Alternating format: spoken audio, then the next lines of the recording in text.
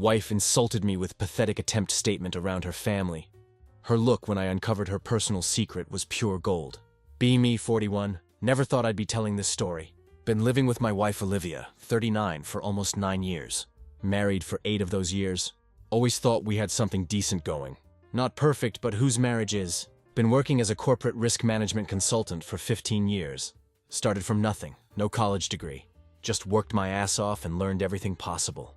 My old man taught me something important. Education isn't just about schools and degrees. He was a carpenter, worked with wood his whole life. One of the wisest people I've known. Taught me that respect comes from actions, not empty words. Built my reputation on handling difficult clients, the ones nobody else wanted to deal with. Became known as the problem solver, the fixer. Always kept myself in good shape. Hit the gym 4 to 5 times every week. Used to play lacrosse in college. Got into amateur kickboxing in my 20s. Nothing professional, but won more fights than lost. Not huge or anything, just proud of staying fit. 6'1", around 185 pounds, mostly muscle. Never had issues with confidence, at least not until recent years of my marriage. Wife works in medical equipment sales. One of those jobs where looks and schmoozing matter more than product knowledge. Always talking about networking and connections. Climbing that corporate ladder. The type who picks restaurants based on who might see her there. One Thursday she insists we host dinner party for her co-workers and spouses. It's important for my career, she says in that tone. The one that means no room for discussion. Not big on hosting parties myself. Would rather watch basketball with friends, but it matters to her, so whatever. Spend the whole day making everything perfect. Clean the entire house top to bottom. Cook a full 3-course meal. Always enjoyed cooking, Dad taught me that too. Make this prime rib that takes 7 hours to cook properly. Everything done from scratch. Homemade appetizers. Even bake a tiramisu myself. Make sure the wine is at perfect temperature. Everything set up perfectly. Evening starts fine. Everyone's enjoying appetizers. Making small talk. Complimenting my cooking. All these medical equipment sales types. Dressed like they just stepped out of a fashion magazine. Perfect hair. Perfect teeth. Perfect fake smiles. Start thinking, maybe this won't be so bad. Can handle being the good host for one night. Then Olivia hits her 3rd glass of wine. Know her patterns by now. Beer makes her sleepy. Hard liquor makes her angry. But wine makes her mean. Conversation somehow turns to relationships. See that look on her face. That smile that means trouble is coming. Like watching a car crash in slow motion. Can't do anything to stop it. She turns to her colleagues. You know what's funny, she says. Voice way louder than necessary. When we first met, I thought he would be this amazing catch. Tall, successful, impressive in all areas. She emphasizes all like it's some bad comedy routine. Immediately on edge. Know exactly where this is going. Her colleague's husband asks, and he isn't? Everyone laughs, thinking it's just married couple banter. Then she holds up her hand, pinches thumb and index finger together. Barely any space between them. Some things don't measure up to expectations. Whole table erupts in laughter. Sitting there with my face burning red. But she's not even done. Honestly, it's like being married to a teenage boy. Quick to start, quicker to finish, if you know what I mean. More laughter. Sometimes I wonder if I should buy him a booster seat for dinner. One of her female coworkers tries changing the subject, probably feeling how uncomfortable this is. But Olivia keeps going. No, really, it's fine. We all have our crosses to bear. Mine's just smaller than most. Raises her glass in a mocking toast. Just sit there frozen. Food untouched. Hands gripping napkins so hard knuckles turn white. Conversation finally moves on, but damage is done. Can see it in everyone's eyes. Pity. Embarrassment. That uncomfortable awareness you can't unsee. My manhood, confidence, dignity. All laid out as a joke at my own dinner table. Worst part is, this isn't even the first time, just the first time in front of people I'll have to face again. Keep thinking about how I cooked all this food. Cleaned this house. And this is how she treats me. But like always, just swallow it down. Smile through it. Because that's what men are supposed to do, right? Suck it up. Don't make a scene. But something breaks in me that night. Something that won't be fixed. What hurts most isn't just the humiliation. It's realizing my closest ally, my partner, thinks so little of me. Uses my most private insecurities as dinner entertainment. Somehow make it through rest of dinner on autopilot. Clearing plates. Refilling drinks. Forcing smiles. Making sure everyone has coffee and dessert. Playing the perfect host while dying inside. Behind my smile, something is breaking. Something fundamental shifting in how I see my marriage. How I see my wife. How I see myself. After everyone leaves, she acts like nothing happened. Kicks off her heels. Flops on the couch. Starts scrolling through her phone. confront her about it. She completely dismisses my feelings. Oh, lighten up, it was just a joke. Everyone has these playful jabs at their partners. You're being too sensitive. Doesn't even look up from her phone. Would you like it if I made jokes about your body in front of your colleagues? Try to keep my voice level. She rolls her eyes. God, you're so dramatic. It's different for men and women. Besides, they all know I love you. Gets up and heads to bedroom. I'm tired. Don't stay up too late cleaning. That night as she sleeps soundly beside me, lay awake staring at ceiling. Her words playing on repeat in my mind. Not the first time she's made comments like this. First time she's done it so publicly. So deliberately. Think about my dad and what he taught me. He was old school. Believed a man should provide, protect, and persevere. Worked same carpentry job for 40 years. Never complained once. Even when his hands got so arthritic he could barely hold tools. Son, he told me once, the measure of a man isn't in his wallet or his pants. It's in how he carries himself when life gets heavy. Dad died 2 years ago. Cancer. Fought it like a champion right to the end. Never complained, not even once. Just kept telling us not to worry. That he'd had a good life. That's the kind of man I wanted to be. The kind of husband I tried to be. Carried this marriage for years. Taking her jabs, her criticism, her disrespect, all because I thought that's what a good husband does. My dad would never have complained about his marriage. He and Mom were together 45 years when he died. Pretty sure Mom never mocked his manhood in front of friends though. But this dinner party was different. This was the catalyst that finally opened my eyes to the truth of our relationship. Sometimes humiliation can be the wake-up call you never knew you needed. As I lay there, start to wonder, when had I become this person? This pushover who would smile and serve dessert after being emasculated in front of strangers. Dad taught me to be strong, to be respectful, but he never taught me to be a doormat. Realized something else too. Dad and Mom had disagreements, sure, but there was always respect there. Always love. Can't remember last time I felt respected by Olivia. If I'm being honest with myself, can't remember last time I felt loved either. Morning comes with newfound clarity. Haven't felt this clear-headed in years. This isn't a partnership. This is something else. Something toxic. For first time allow myself to consider a word. Never associated it with my marriage before. Abuse. That dinner party wasn't just a one-off thing. As I lay awake that night, memories come flooding back. Constant stream of small cuts. Slowly bled my self-worth dry over our years together. In the beginning, her comments were subtle, disguised as jokes or helpful suggestions. Maybe you should wear shoes with thicker soles, she'd say before we went to events with her colleagues. It might help you look more authoritative. I'd laugh it off. Think she was just being practical? You might want to let me order for both of us, she'd say at restaurants with her friends. You always choose the wrong wine. Then she'd pat my hand like I was a child. This despite being in great shape. Used to compete in amateur kickboxing fights in my 20s. Nothing professional but held my own. She knew this. Hell, I have a small trophy case in our basement. She insisted we hide it when her parents first visited. It seems so aggressive, she'd said. Don't want them to think you're some kind of meathead? She'd always find ways to minimize my accomplishments, while highlighting her own. When I closed a big account at work, she'd say, "That's nice," and change subject. But if she got smallest recognition at her job, we'd have to go out to celebrate. She'd talk about it for weeks. Then came the bedroom comments. What started as guidance quickly turned to criticism. Is that it? She'd ask with visible disappointment. Or worse, she'd sigh and turn away, mumbling, "Don't worry about it. I'm used to it by now." Each time I tried harder to please her, only to face more disappointment. More sighs. More subtle headshakes. Remember this one time. Suggested trying something new in bed. Nothing crazy.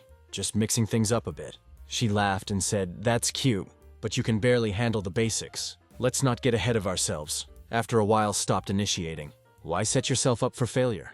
Then she started complaining. I never initiated anymore. Most husbands actually want to sleep with their wives. She'd say, like being trapped in a no-win situation. My promotion at work 3 years ago should have been celebration. Finally made senior consultant after years of grinding. 40% pay increase and company car. Instead, when I proudly told her, she responded, "That's nice, I guess." They must not have had many options this year. Then immediately changed subject to her own work accomplishments. Remember standing in our kitchen, bottle of 25-year-old scotch unopened. As she talked about herself for 40 minutes straight, bought that bottle to celebrate with her. Ended up drinking it alone in garage month later, while working on my project car, a '67 Mustang I'd been restoring for years. Garage became my sanctuary, one place she rarely went, because she didn't like the smell. In retrospect, probably only part of my life. She hadn't completely invaded and critiqued. Family gatherings were another battlefield. She'd introduce me to distant relatives. Hand on my shoulder. This is my husband. He's not what I expected when I dreamed about marriage as a little girl. But we make do, don't we, honey? All while wearing that perfect smile. Made everyone think she was just being playfully affectionate. When we'd shop for clothes, she'd hold up smaller sizes. Maybe someday, right? Say it right in front of store assistants. If I tried something on that I liked, she'd frown slightly. It's fine if that's what you want, but it doesn't really do you any favors. Even my hobbies weren't safe. When I started taking kickboxing again, something I'd always enjoyed, she laughed and told her friends on the phone. It's his midlife crisis, I think. He's trying to recapture his glory days. But mostly he just comes home sore and whiny. Stopped going after 3 months. The worst was when my dad got sick.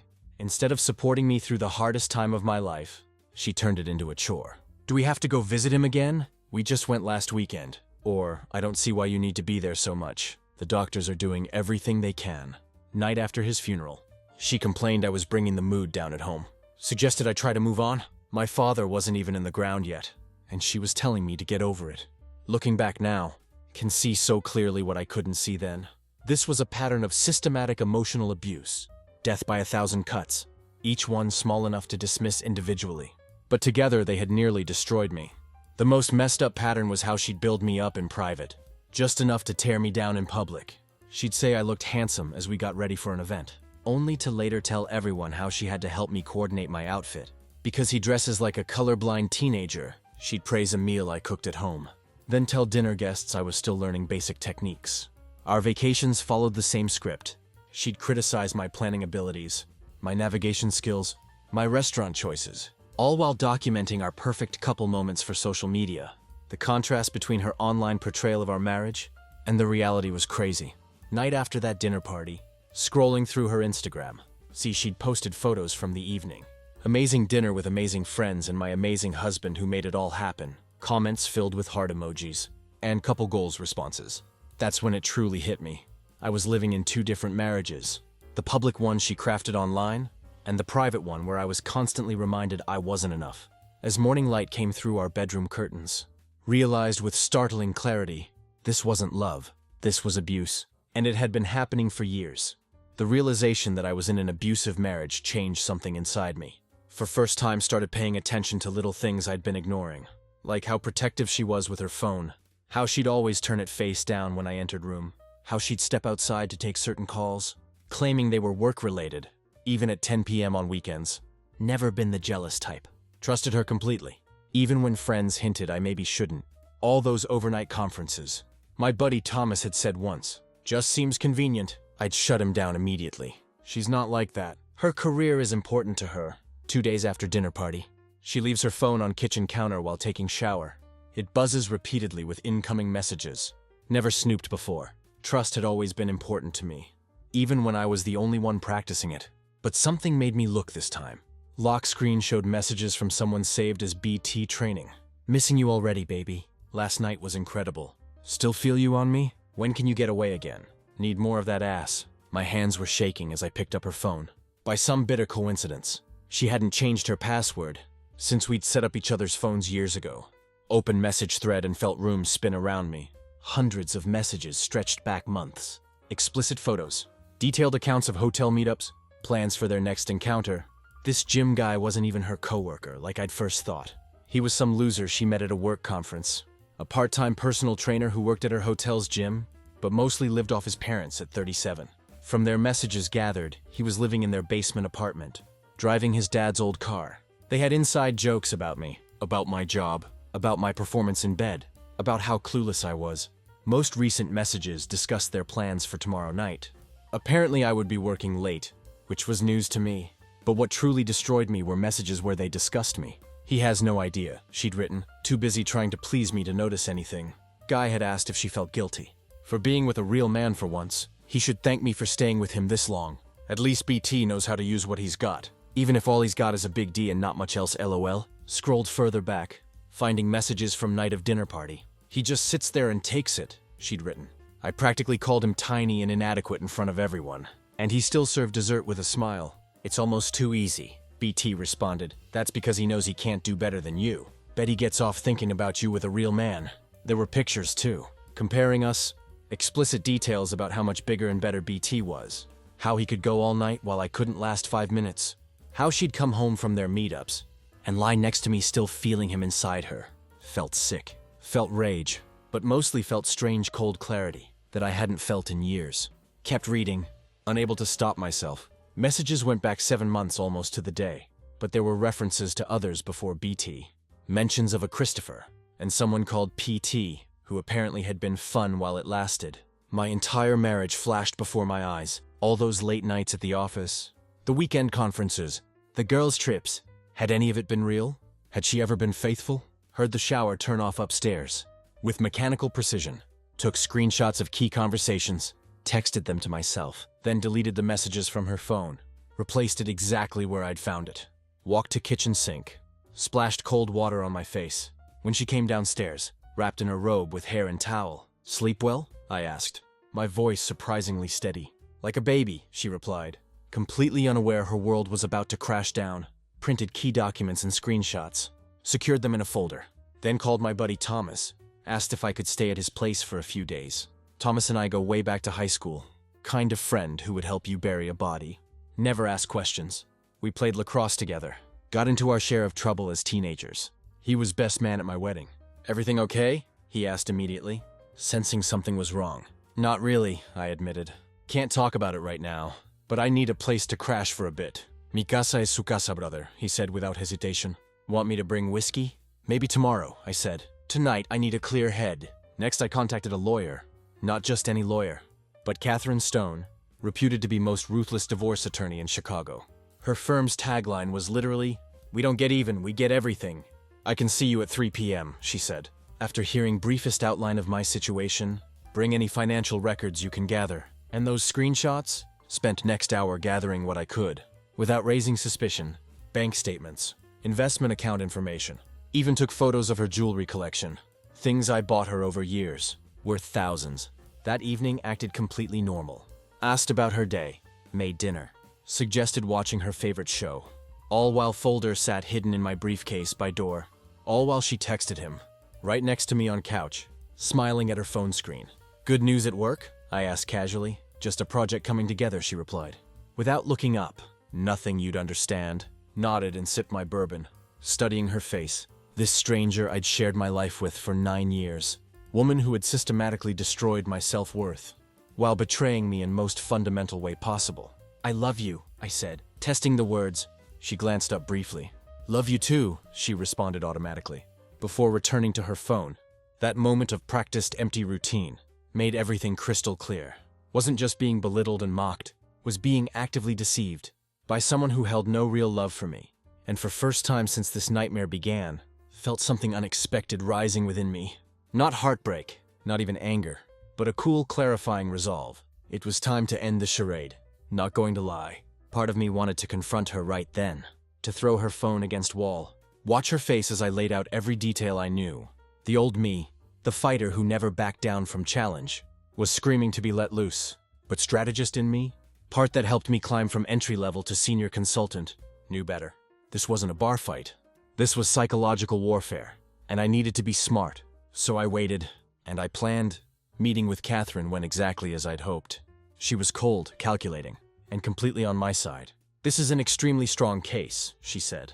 "Reviewing evidence I'd gathered, the infidelity is well documented. And from what you've described, there's a clear pattern of emotional abuse. What do I do next?" I asked. "Don't confront her yet," Catherine advised. "We need to secure your assets first. Move half the money from joint accounts to new personal account. Document every item of value in-house. Forward me any additional evidence of affairs. And most importantly, don't let her know you're planning to leave. Until we're ready," followed her instructions to letter. Over next 2 days, methodically prepared for end of my marriage. Opened new bank account at different bank, documented our assets. Even took day off work to move essential belongings to Thomas's place. While she was at work, also did one more thing. Found BT's social media accounts. Figured out who his parents were. Quick search revealed their address. Same basement apartment he was living in. Did some digging. Found out his dad was actually minister at local church. That information might come in handy later. Everything was in place for confrontation. I knew had to happen. That evening prepared her favorite dinner. Grilled salmon with roasted asparagus and white wine. She came home surprised by romantic setup. "What's the occasion?" she asked. tossing her keys on counter. Just felt like doing something nice, I replied, pouring her glass of wine.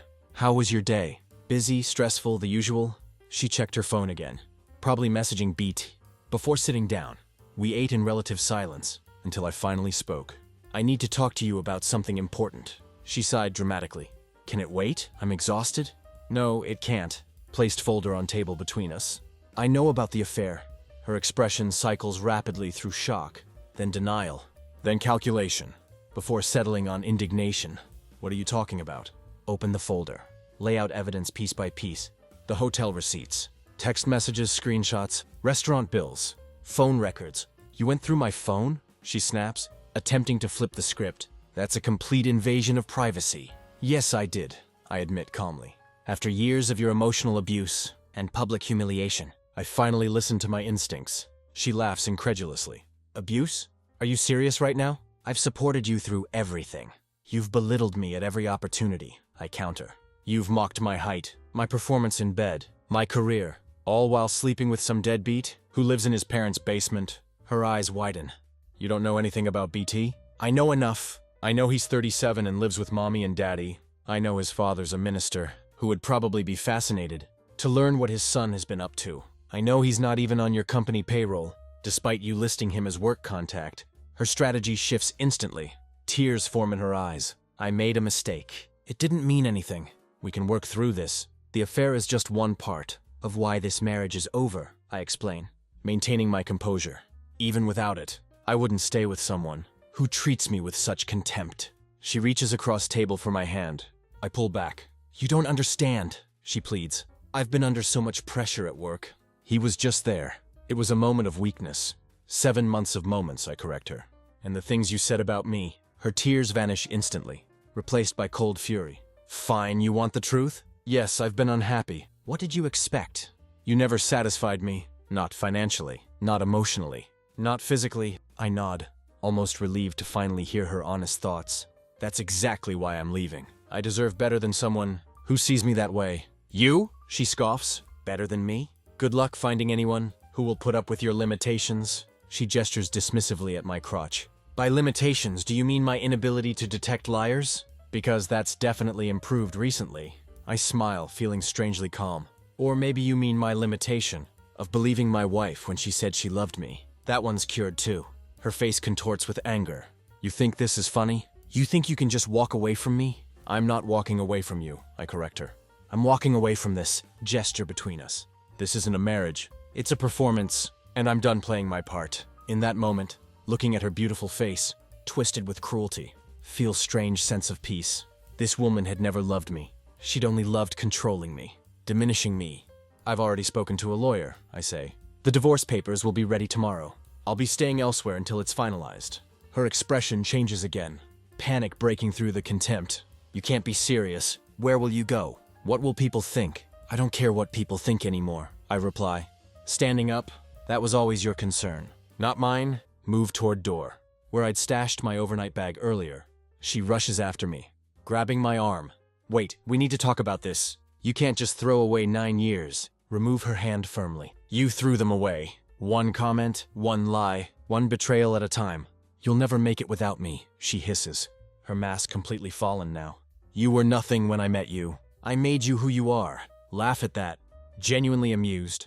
Is that what you tell yourself? That the senior consultant with his own house and car was nothing? That the guy everyone at work respects was nothing? That's some impressive revisionist history. Where will you go? She demands again. That's no longer your concern, I say simply. For first time in our marriage, see something new in her eyes. Not love, not affection, but stunned recognition that I was no longer under her control. You'll regret this, she whispers. You'll never find anyone like me. Smile genuinely. That's exactly what I'm counting on. Walk out of our house that night. Just a duffel bag and laptop. Cool evening air feels like freedom against my face. Thomas, waiting in his truck at end of block, had arranged everything down to minute. She follows me to porch, voice shifting between rage and desperation. You think this is some kind of movie moment? She shouts. You think you're teaching me a lesson? Get back inside. Keep walking. Not looking back. Her voice changes again. Please, she calls, softer now. I'm sorry. We can fix this. I'll go to therapy. I'll do whatever you want. For a second, my steps falter. 9 years of habit nearly pulling me back into her orbit. She doesn't look happy, Thomas observes as we drive away. She's not used to losing control, I reply. Later that night, after few drinks at Thomas's place, he finally asked a question I knew was coming. What happened, man? I thought you guys were solid. Show him some of screenshots. His face darkens as he reads them. Jesus Christ, he mutters. What a psycho. I always thought there was something off about her, but this is next level. Yeah, I agree. Taking another swig of bourbon. Crazy thing is I didn't even see it until now. It's like I've been underwater for years. And I just finally came up for air. Thomas puts his hand on my shoulder. You're going to be okay, brother. You're staying here as long as you need, and when you're ready, we're going to celebrate your freedom. Next 3 days were blur of practical matters. My lawyer expedited divorce papers, opened new accounts, arranged for moving company, to collect remaining possessions while she was at work, found small apartment and signed 6-month lease. Throughout it all, my phone never stopped. Her messages came in waves, angry then pleading, then threatening, then bargaining. You can't do this to me, 3:47 a.m. Please come home and talk about this, 4:12 a.m. If you go through with this, I'll make sure everyone knows what a failure you are in bed, 7:03 a.m. I didn't mean it, baby. I was just angry. I love you so much. Please call me, 11:30 a.m. Don't respond to any of them. My lawyer advised against it, and frankly, had nothing left to say. She showed up at my office, creating scene that only reinforced my decision. My assistant had to call security to escort her out. My boss called me into his office afterward. Is everything okay? He asks concerned. That seemed intense. Take deep breath. Decide to be honest. I'm getting divorced. Found out my wife has been cheating on me, among other issues. To my surprise, he nods sympathetically. Been there. My first wife had an affair with our neighbor. Worst time of my life. But trust me, it gets better. I hope so, I say. Take whatever time you need, he offers. And if you need someone to talk to, who's been through it? My door's open. She sent her sister to talk sense into me, which backfired. When her sister, after hearing full story, quietly told me she understood my decision. She's always been like this, her sister confessed. She did same thing to her college boyfriend. Made him feel worthless until he believed it. Why didn't you ever say anything? I asked. Her sister looked down ashamed. I tried once. She didn't speak to me for a year afterward. I guess I was a coward. I didn't stop there though. Remember how I mentioned BT's dad was minister? Sent anonymous package to his church, with printouts of more explicit messages. Between BT and my wife, nothing identifying her directly, but enough that his parents would know what their precious boy was up to. Breaking up marriage, and living lifestyle that directly contradicted their teachings. Was it petty? Maybe, but sometimes karma needs little help. On 4th day, returned to house with police escort to collect some personal items. Didn't trust movers with family photos. Heirlooms from my parents. Important documents. She was waiting. Eyes red and puffy. You called the police on me? She hisses as I enter. I'm just here for my things, I say. Moving past her to our bedroom. She follows me, watching silently as I collect what remained of my life before her. What about all the good times? She finally asks. You're just throwing everything away. Pause, considering my answer carefully. No, I reply. You did that when you decided I wasn't enough. I never said, you didn't have to say it. You showed it every day, in 1,000 tiny ways. For first time, she seems to have no response. She stands in doorway, diminished somehow, as I carry my box toward front door. As I reach threshold, she makes one last attempt. Your name is still on mortgage, she says. You're still responsible for half. I nod. The lawyer will sort that out. Sell house if you need to. I can't afford it alone, she admits. Vulnerability breaking through her armor. That's not my problem anymore. Her face contorts with flash of old contempt. This is exactly why I needed someone else. You're too weak to even fight for our marriage. Look at her. Really look at her one last time. In that moment, see her clearly. Not goddess I'd placed on pedestal. Not cruel manipulator of recent days. Just flawed, insecure person who had built herself up by tearing others down. I'm not fighting for something that hurts me, I say simply. That's not weakness. That's self-respect. Close door behind me. Her first genuine sob breaking through as it clicks shut. Sound follows me down walkway. Raw, uncontrolled, and strangely satisfying. In police officer's car, I exhale fully. For what feels like first time in years, my phone buzzes again with her incoming call. Turn it off. All good? Officer asks. Getting there, I reply. Watching our house shrink in side mirrors as we drive away. Officer, older guy with graying temples, nods knowingly. Been on a lot of these domestic calls. Never gets easier. Domestic? I'm not. I start to protest. Not all abuse leaves bruises, son, he says quietly. Seen plenty of men in your position. Nobody talks about it much. But it happens. Hadn't really thought about it in those terms before. Me, victim of domestic abuse, didn't fit image I had of myself. But then again, neither did cheated on husband or divorced guy at 41. Life has way of giving you identities. You never asked for. 6 months can change everything. Divorce was finalized faster than expected. She didn't contest it once she realized I wouldn't return. Catherine, my lawyer, was ruthlessly efficient. Got fair division of assets. Didn't try to take her to cleaners, even though probably could have. Just wanted out. House sold quickly in hot market. After splitting proceeds, had enough to place down payment. On sleek condo downtown, closer to my office. 2 bedrooms, industrial style, with exposed brick and big windows. Complete opposite of suburban McMansion we'd lived in. This place actually felt like me. Later heard through mutual friends, her medical equipment company downsized her division 2 months after our separation. Apparently her boss had been protecting her mediocre performance, because they were having an affair too. When his wife found out and threatened divorce, he ended things with her, and she was first one cut in layoffs. For those asking if I was weak, for not confronting her earlier, or not fighting harder for relationship, listen up. Staying in an abusive relationship isn't strength. Leaving one is, and fighting for relationship only works when both people are fighting for same thing. If you're with someone who constantly makes you feel inadequate, who betrays your trust, who mocks you in front of others, that's not love, that's possession. Know the difference. And for the guys asking how to know if you're in an abusive relationship, if you constantly walk on eggshells around your partner, if you can't remember last time you felt respected by them, if they build themselves up by tearing you down, if they isolate you from friends and family, those are pretty big red flags. Check out Dr. Jensen's work on contempt in relationships was eye-opening for me.